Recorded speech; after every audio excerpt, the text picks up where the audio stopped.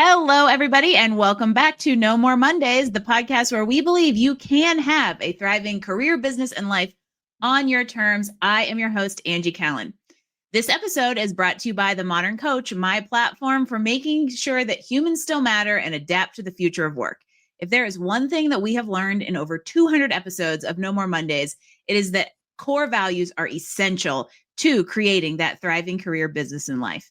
If you are ready to grow with purpose, check out themoderncoach.co/core values and start figuring out what is most important to you. And now it's time to get on with the show that I am very excited about today. Y'all know I love talking about the future of work, and today's episode is going to hit a little differently on that front. We are not only going to talk about what might happen, but what is actually happening right now as technology and AI disrupt the way that we are working faster than ever before, and also what that looks like as we try to adapt it in our teams and our businesses and in our lives. I am excited for you to meet James Varnham, who is here all the way from Copenhagen, Denmark. He is a global sales leader, transformation expert, and AI trainer who has helped tons of teams across Europe, Middle East, and the US adopt new tech without losing their minds, their people, or most importantly, their humanity, which is music to my ears. We met at the ICF conference a few weeks ago and had the chance to sit down at lunch and talk all about AI adoption. It was fantastic. And what stuck with me most from James' session that I attended wasn't so much the talk about AI, but the energy in the room and the response to how to adopt it. Skepticism is a little high, resistance is real, and we're going to dig into how you can work around that. So without further ado, James, welcome to No More Mondays. Thank you so much, Angie. It's great to be here. You know, it's funny how you go to an event and somehow like you just gravitate towards the people that you're supposed to meet. And so, I attended James's session because I really wanted to pick up on the tone of AI in the coaching world. And then we just happened to be in the lunch line together and got to eat and talk a lot about what I think we're going to get into today as far as what's really going on with the adoption of AI, how leaders can support it, and why this moment is just as much about people as it is technology. And so, James, I'm curious for you, ICF session or otherwise, as you have these conversations with people and teams adopting AI, what are you continually surprised about as this comes on the scene? Well, I suppose not so surprised anymore, but there is a really big variance, which has something to do with, as you said, people are different. People have different motivations. They have different interests, different personality types, which either gravitates towards something new or shies away from it. And the one common thread through it all is that the noise around AI and the hype that is kind of amplified by media is either driving people with huge motivation to do some really great things with AI, but at the same time, and unfortunately probably the majority, is that it's driving people maybe not so much away, but keeping them in this kind of apathetic mode of not doing anything, right? So I mean, the analogy that I use, and for context, I don't think anyone will open up, LinkedIn today without stumbling over a number of threads about AI and building agents and, comment, comply if you want a 700-page Notion database of this, that, and the other. So true.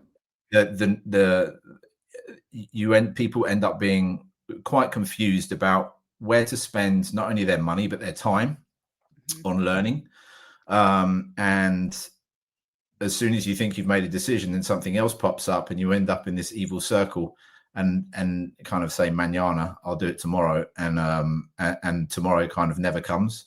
So the analogy I use is like, walking into a electronics store because you have high ambitions of buying a new TV. And you go in there and you've got a wall of TVs that come in different shapes and sizes, but all more or less look the same, and they're all TVs. So you ask the assistant, what's the difference between that $5,000 one and the $1,000 one? And they give you some great explanations, and you think you made a decision. And then he says, but wait until Monday if you want the $5,000 one, because it's going to be half price because there's a new one coming out. And you get more and more confused, and you end up walking out with nothing because you don't want to feel ripped off. And there's my feeling is that there's a little bit of that, and this is coming from a point of view where, you know, I'm not a technical AI expert, but I've worked in, you know, the education industry for 25 years. I've worked within AI for 8 years around upskilling and bridging workforce gaps in emerging technologies, of which obviously AI is one. And but I've had to go through that myself, right? And what I've learned myself, out of interest and I guess direction, because I'm working in that space. But for a lot of people, it's not like that. So I kind of empathize. I feel like I'm pretty grounded with where people are and what they would feel. That's how I kind of draw some conclusions to things. Well, and that's why you just nailed why I wanted to have this conversation with you, because I'm a former engineer who loves people. And so I am similar when it comes to adopting technology. I don't create it. I was a civil engineer. The computer scientists called us the stone crushers. However, my ability to understand it and my level of curiosity in it is high. And so I find myself wanting to dabble in it. And, you know, also James and I stumbled upon the fact that we're pretty much similar age, similar that middle, the good old like young Gen X, old millennial we're good at adopting to technology, and we have to, because we have too much of our careers left not to be working in the way the future of work looks. But the reason I wanted to have this conversation with you is that similar perspective on the not over indexing on technology for the expense of the people, right? And that humans, you know, I have bracelets made that say humans still matter. And there's many reasons they say that. Technology is only one of them. But that's why I wanted to talk about this, because I think that's part of why people there's like a feast or famine, right? We're either going to use it and use it all the time for everything, maybe over, right? The gold rush, let's go get as much as we possibly can. Or there's the, you know, I'm going to stay in the pre-developed city and not take the trail west kind of people that dig their heels in and don't necessarily want to adopt it. And there's a huge gray area there that I think people are overwhelmed by playing in. And I'm curious, as you've gotten into like workforce adoption of this, what have you seen be successful when trying to maybe ease some of the more resistant folks into this stuff? Yeah, so I mean, this is really coming into the kind of L&D, the learning and development space, and about how you get a workforce to use a ubiquitous technology, right? That is almost like it will be the spine going through an organization. And I'm not saying that to scare or anything like that. And everything that I say today is not advocating complacency in learning. But what I mean, first of all, a very short answer to the question is like no one has figured out the best way of doing AI adoption. Yeah. And the reason for that is you've got a technology which is replacing some jobs, like very repeatable tasks, but again, emphasize on the fact that AI is not going to come along and wipe out everyone's jobs. No. It will wipe out tasks within jobs, because there are tasks within jobs that can be completed by AI. But everything around that organization. So organizations are having to go through massive change management as agents and agentic workflows are coming into the workforce, having digital colleagues. You're going to end up having quite junior people that will have to have the core competencies of leaders to lead these agents. And that requires communication skills. It requires empathy. Remember that everything that we feed into AI is what we're going to get back out. So they're going to need these types of skills. Huge process changes within organizations. So not just throwing AI on top of legacy processes, but kind of ripping them apart and starting again. And a lot of organizations are focusing just on the tech, right? We need to get people to know how to prompt, for example, or build custom GPTs, or focus in these very siloed architectures in their own business units to do things. Now, I think that's great for experimentation, and prototyping and seeing what works, but it needs a far more holistic view on adoption with all of these different aspects. Again, referencing back to the spine that's going to go through the organization, which is AI.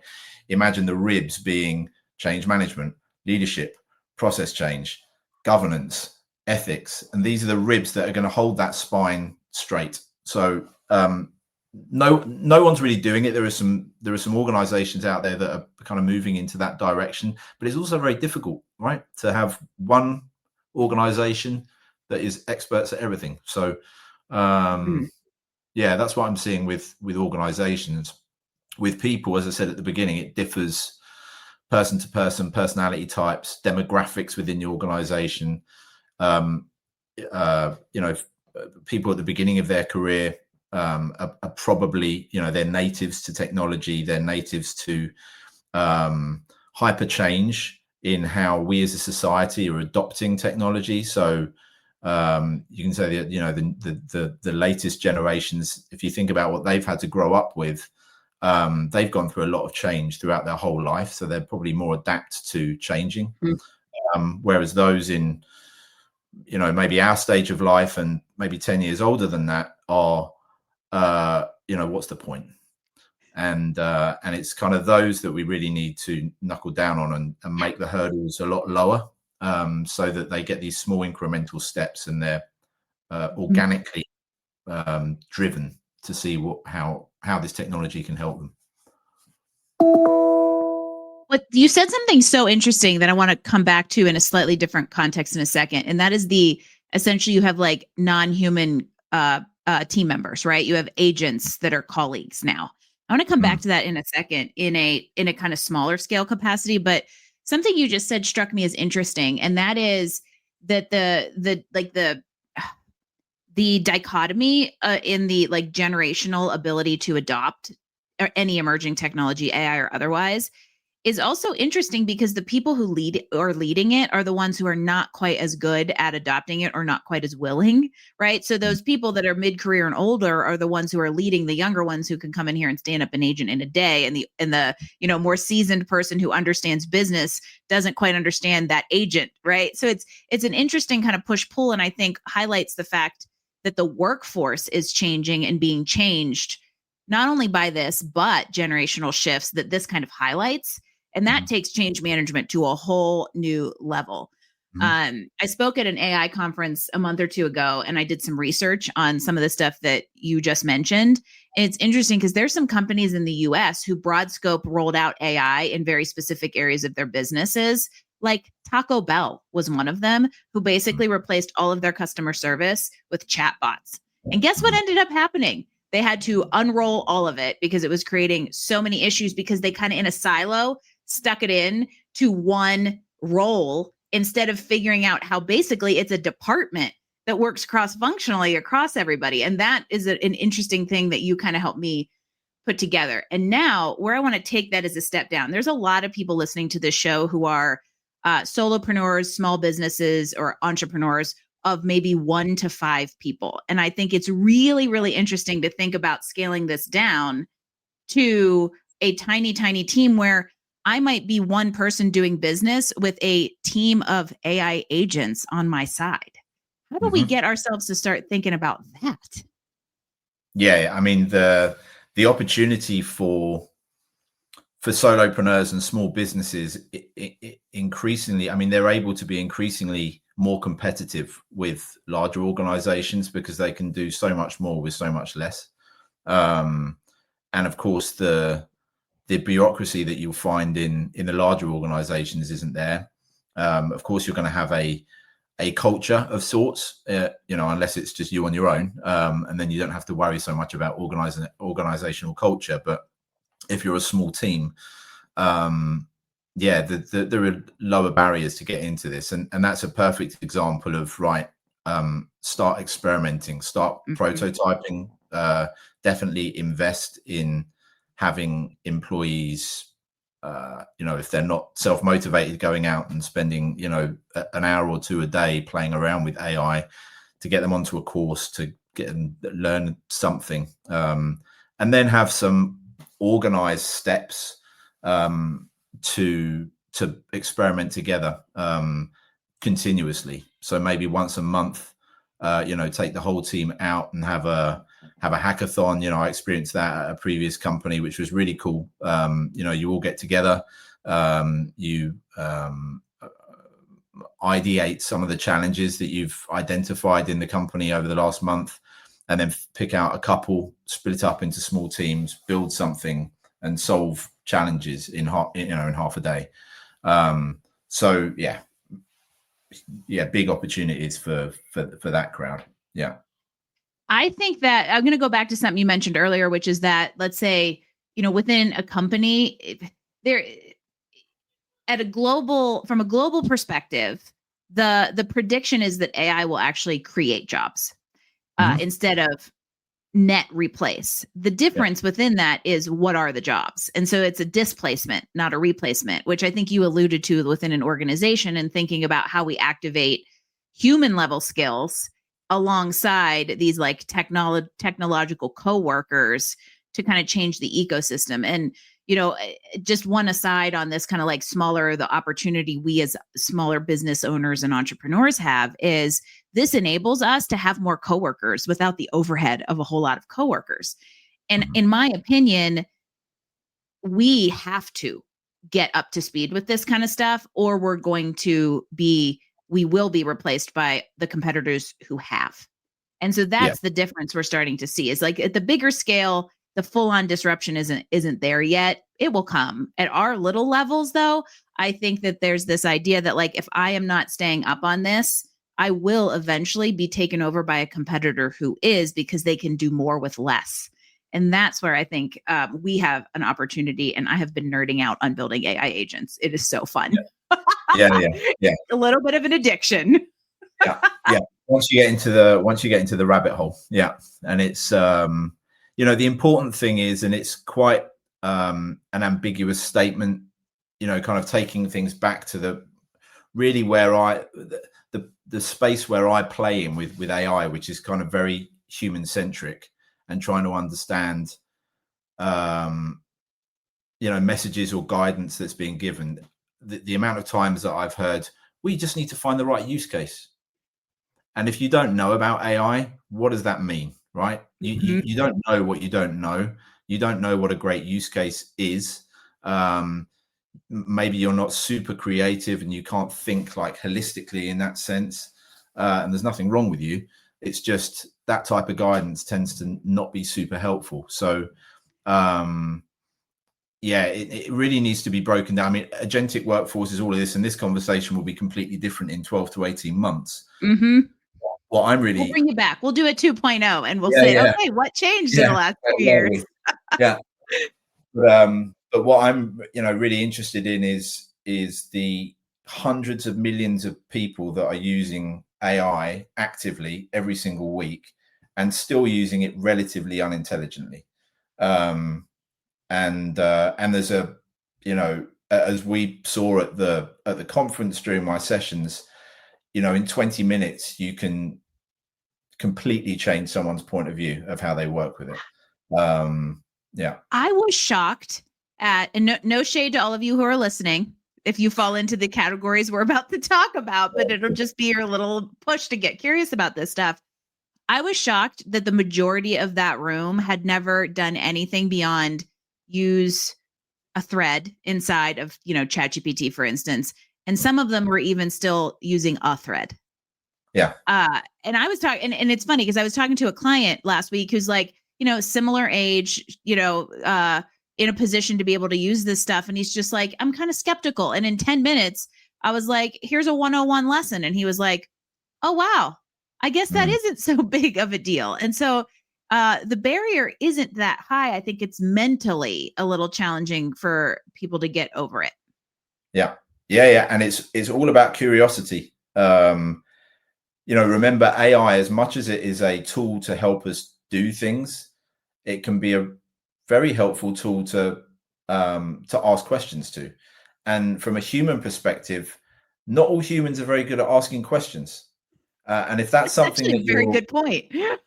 If you've been used to that, during, when I was growing up, it was, in London, little boys should be seen and not heard, right? And that kind of, gets into your head gradually, and then you end up kind of in this imposter syndrome when you're at school of, I don't really understand that, but should I ask a question? Because I don't know whether that's a silly question or not a silly question. So I'm just going to be quiet because I don't want to come across as stupid. And you end up kind of going down a road of figuring things out for yourself, whereas maybe there would have been a lesser resistance by actually asking the question. And if that's part of your personality, it doesn't come naturally to ask AI, I don't get it. Explain this to me in a different way. Explain it to me. I don't know how to solve this. Run me through it. And that's really the whole takeaway really with AI, is to be super curious, super like probe it, question it. It doesn't judge you. It's not a human. It won't call you stupid. Sometimes you have to does the exact opposite of judge you and call you stupid. Yeah. In fact, you should be questioning it sometimes when it tells you all of your ideas are amazing. Yeah. So it's interesting, and that's kind of like where the personality, the human personality, is coming into play with it. We treat it. That's a very good point, and this was part of the early part of your session that I really appreciated. With people think, what's the prompt that's going to get me the output? There is no prompt. I have always just approached AI as if it was basically like a humanoid, and just I talked at it almost, and I would just stream of conscious, like, here's all this stuff that's going on because I don't know what to tell you, and I accidentally ended up doing exactly what works. But I never thought of the fact that, like, that's how I approached it. But some people may not be. I'm a coach. I like to ask lots of open-ended questions, so it comes naturally to me. But that's the whole thing, is that there isn't like a single magic question. It is a series of conversation with it. And the more comfortable you get and more curious you get about how to work a conversation to get the output that you seek, the better your output gets. Yeah. Like, I find it, I have two small children, right? 2.5 and 4.5. And it's so amazing, and all parents are going to say this, it's so amazing, like watching them grow and understanding how you need to communicate with them in order for them to get them to do what you want to do. And this is stuff that they've never experienced before. So you need to break things down to micro level. They have no context about some stuff. And that's helped me with AI, actually, because again, we take it for granted. It gives super plausible, intelligent output. And all of a sudden you believe that you're speaking to an adult that has context, that has previous knowledge. And if you don't provide the right context, you aren't going to get the right thing. It's a reflection.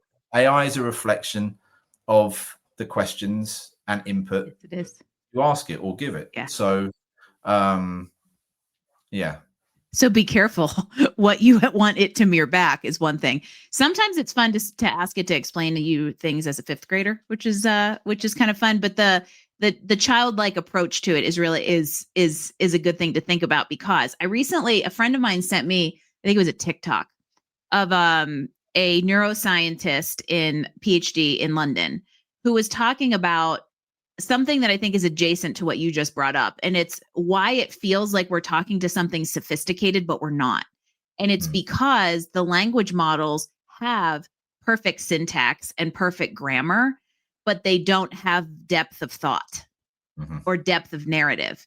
And it is a weird juxtaposition, because rarely, if ever, do you find a human who has really solid grammar and a level of intelligence to have, that disconnects to weak narratives. And so it's this contradiction in and of itself that makes it feel like, hey, I'm talking to this like really knowledgeable, sophisticated adult, but it has limited knowledge, limited narrative building capacity, can only operate on what you give it. And therefore, at some point, you will end up in a loop. And so you can't blindly trust it, and can only drive it so far. Yeah. Narcissists love it, right? Because it just agrees and tells you you're amazing. That's the greatest idea. And you're like, is it really? And then you're like, you'll give it the complete opposite idea. And it's like, that's a great idea too. So enablement tool, not human replacer, everyone, which I think brings us back to a question I want to ask that really roots into you as in the human center of this kind of AI and TEEB adoption. So if we've got leaders out there who are really trying to figure out how they can make the most of their humans and be most human as this AI comes into play, what do you tell those people when you're starting this with them? That's a really good, well phrased question. Yeah, I mean, going back to kind of looking at the whole, and it would differ, of course, a little bit from organization to organization, like the size of it as well. But I think that the culture and the work around change and making certainly a workforce with where you have people there who may be reading things about AI taking your job, you need to make it, and it is becoming a increasingly used term, of a psychologically safe place, that this isn't something that is going to take your job. We're not weaseling you into a trap by doing all of this. So I think that that's a really, really important part. I think controlled experimentation is really important. People need to be able to play with it in order to actually figure things out. You can't go on a 1 or 5 day course and learn a bunch of stuff, and then all of a sudden that's the light switch that's gone on. You really need to play with this, test out all of the different, if your organization hasn't decided on any one model to go with, or you haven't picked up licenses, try them all and see what works, and where you get the initial gains, and then start gradually working into things, right? Take them, map the different business units, understand where AI falls in within the frontier. So the really obvious wins around the best use cases of AI, which is, creativity and writing and all of this sort of stuff, and get your early wins there. And from there, it will gradually start spreading out. And you can really get down in the weeds, right, with complicated agentic workflows and agents working with agents who are working with agents. But don't worry about that to start with, yeah. I'll go nerd for a second. And this is Mom. I'm sorry. The following is going to sound like a foreign language. I know you're listening, and she's like, what are they talking about? I have been in the N8N rabbit hole now. And it is like, I'm like, every time I unlock a new level, I'm like, it can do that, where it's like build an N8N and then it talks to like a chat GPT assistant so that it can actually like pull your voice and repurpose content.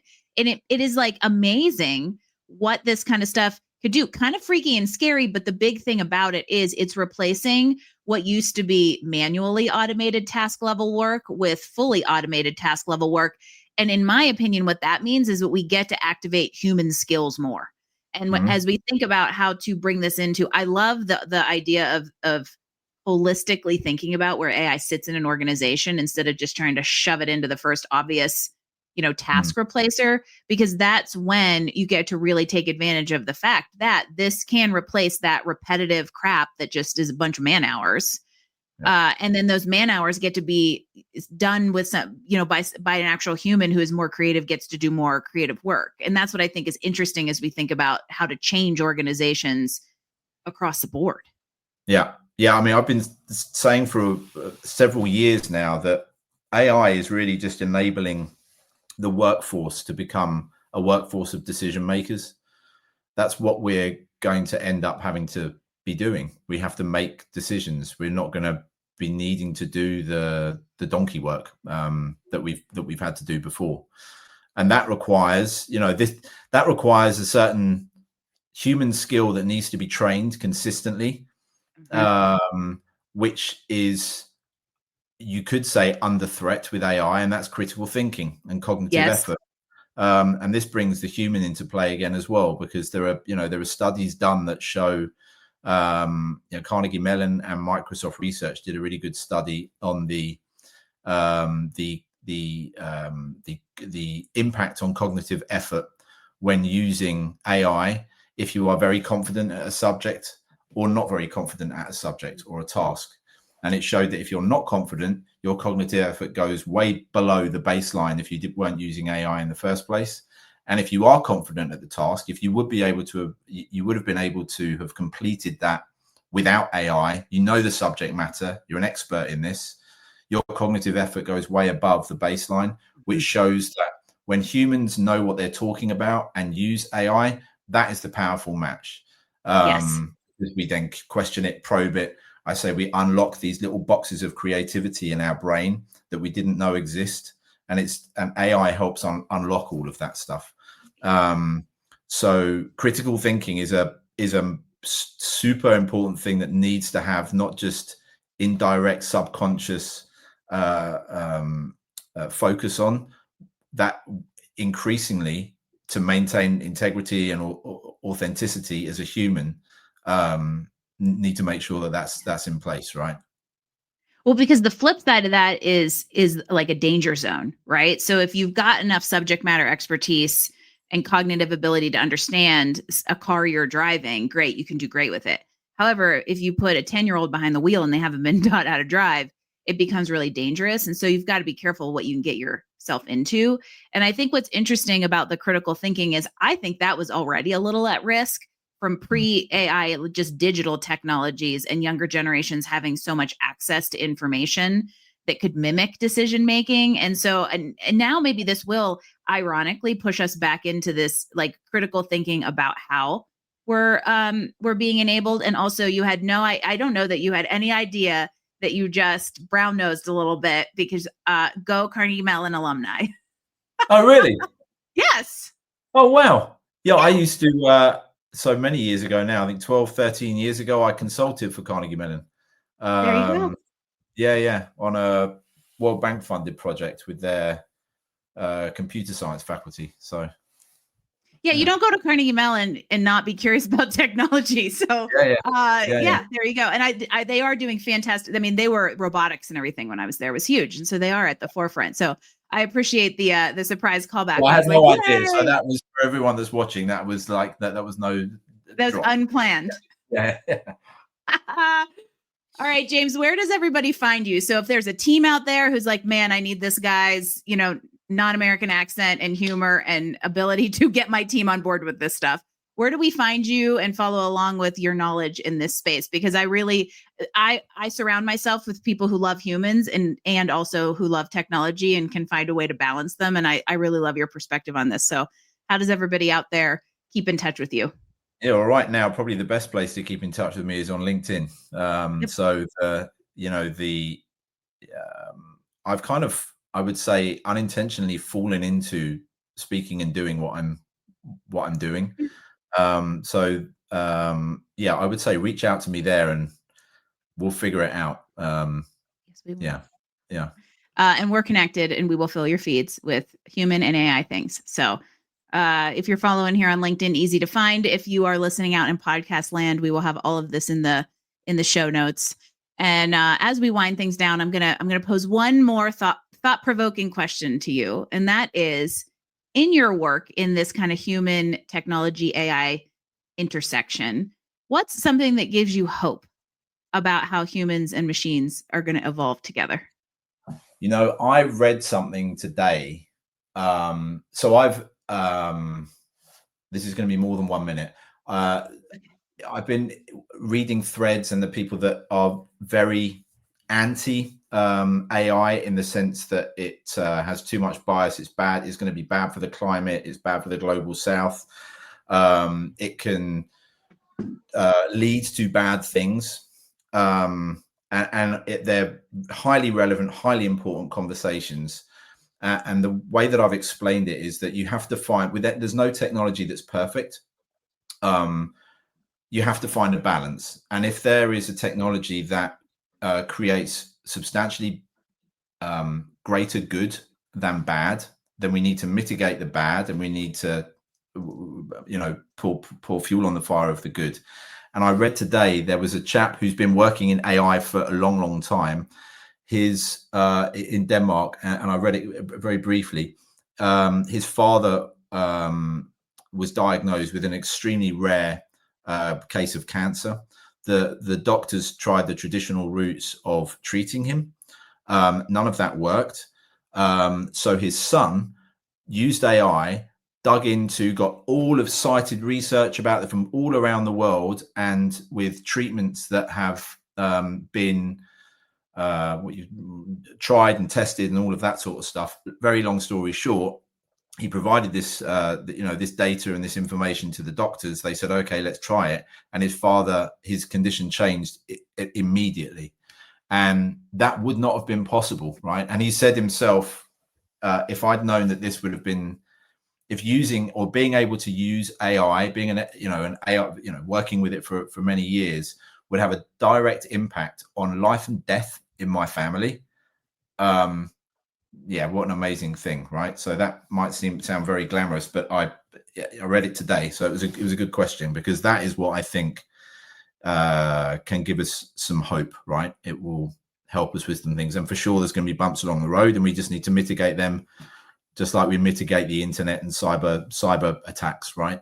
We just need to figure it out. So yeah, sorry for that long answer. No, that was there. You did not have a time restriction.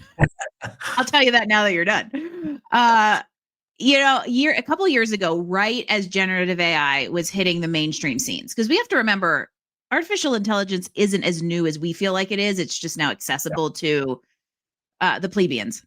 And back when it was first hitting the scene, I think ChatGPT had just been released. I had a guest on the show named Manush Agrawal.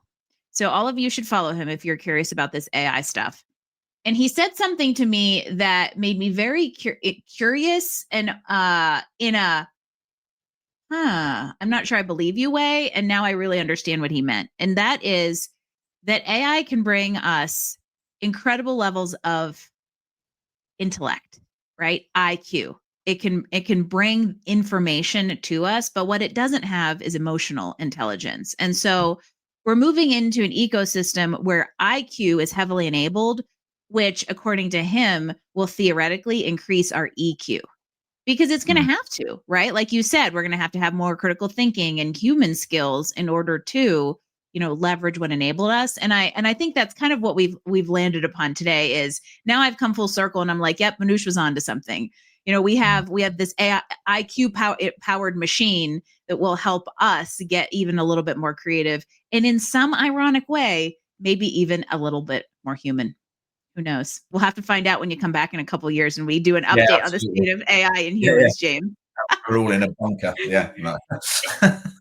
Thank you so much for being here today. To everybody out there, AI can enable us to do so much. The healthcare story was kind of the perfect pin in the end of this conversation. That isn't just the end, it's the beginning of quite an interesting future of work that we are about to see, as long as we bring AI into our worlds thoughtfully and intentionally. And if you feel pressured to catch up, I hope this conversation gives you a little bit of permission to get curious and reframe how you approach this change that is happening in this working world, whether you like it or not. And it's not about becoming that robot or becoming something you don't want to be. It is becoming the more human and authentic version of the leader, coach, or creator that you already are. James, thank you so much for joining me and having such an important discussion. If you're not already connected with him, go find him here on LinkedIn. He's sharp, grounded, and definitely somebody that you want in your network as all this comes rolling in. So thanks again for being part of No More Mondays. Thanks ever so much, Angie. It was a pleasure. If this episode hit home, share it with a friend, give us a review, share it all over the world as we get these conversations out to more and more people. Transformation doesn't just start with tech, everybody. It starts and will always remain with people. Thanks for tuning in. I'll see you next week for another edition of No More Mondays.